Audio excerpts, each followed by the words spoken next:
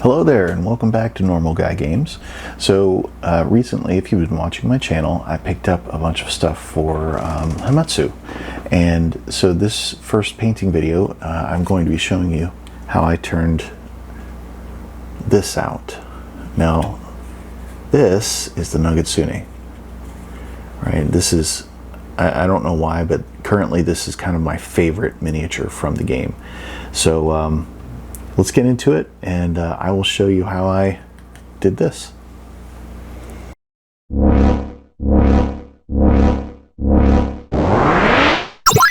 Alright, so getting right into it, the first thing I did was a black primer. And then I took some dark blue, which is the Monument Hobbies Payne's Gray, and I took Eshin Gray and a couple of other grays, and I am actually wet blending this on the miniature. I'm letting the paint flow together. I'm brushing it together as much as possible. I'm adding more layers of gray on the top, which would be the lit areas. I am adding some gray to the blue areas, and the part of the lighting effect, which eventually I'm going to need to get a lantern. I hope to be able to purchase the it's kind of a scenery pack from Black Site Studios at some point, so I can put like a little Japanese lantern in front of it and make it look like it's been knocked to the ground or something.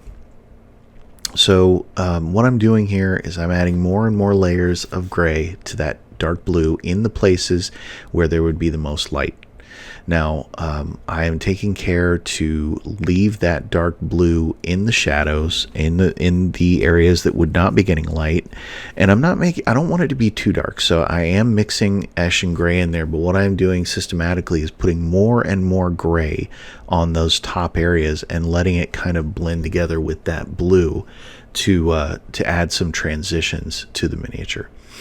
Now because this miniature is all one big fuzzball, it's actually a lot easier than I thought it would be to get these paints down and to blend them together and to even, work them wet for quite a while. And I like this about the Monument Hobbies paints. They actually stay wet for quite a while, and I am so happy about that. It makes wet blending so much easier. So I am systematically going lighter and lighter on the gray, and you can see from my wet palette there, I am just kind of mixing as I go, adding more blue or adding more gray as I need to, depending on the area I'm painting.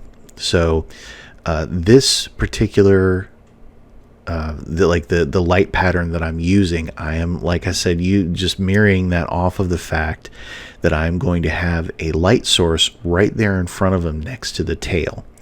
And that actually I got the idea from the original, like the box art and the art inside of the book. It looks to me like the Nogitsune is standing next to some sort of lantern or whatnot, and it's getting like a reflection off of its fur.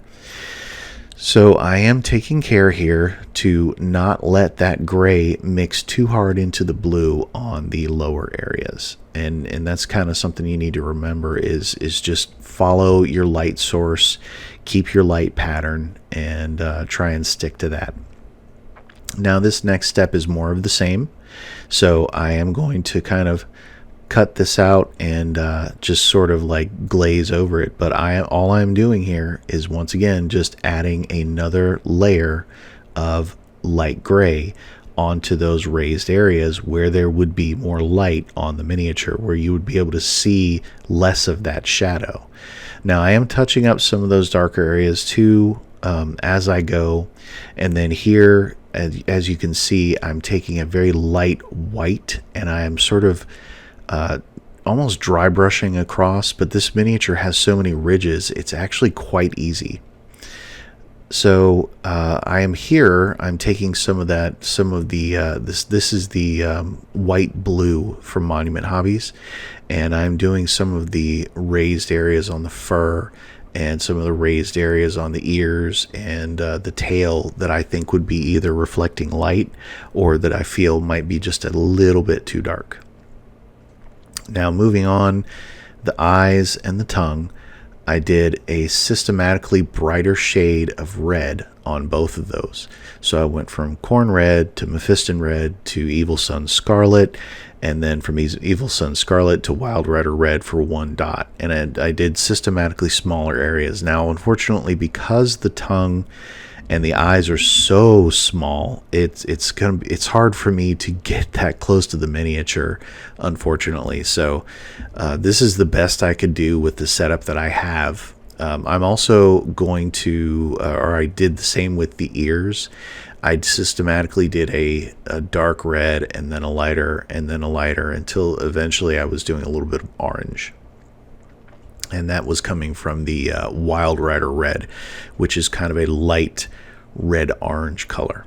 So, like I said, same for the ears. Now, as you can see here, I did a little bit of dry brushing. This step, unfortunately, my camera ate the footage. So, it was just a dry brush of red, lighter red, and then eventually a light dry brush of orange, and then a very, very, very small dry brush of yellow over top of that. So there was just a little bit, a wee bit of yellow that I did on some of the upper raised areas, and that's how I got that sort of lighting effect. And then here I'm using some of that blue-white on its teeth. Now this is before I went back and added a wash into some of the recessed areas and on the back of the miniature to simulate shadows. Okay, so this is what I'm going to do with the lantern, is I'm going to simulate shadows, and I'm actually going to shine a light on this side of the miniature, and then I'm going to paint a shadow behind it once I get everything based up and I find myself a decent lantern. Now, as you can see here, this is the where I've left. You can see that I've left an area here of lighter and darker, and I've hit the back of this miniature and the back of the tails with that dark wash. All of the recesses, I used Nuln Oil to get in there. So that's what I was doing. That's how I was just kind of sort of fashioning it after where my light source would be. So you can see the breakdown of where all the light comes from.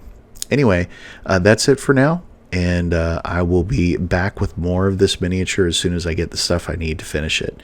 But anyway, thank you for watching. Please like and subscribe, and we will see you on the next video.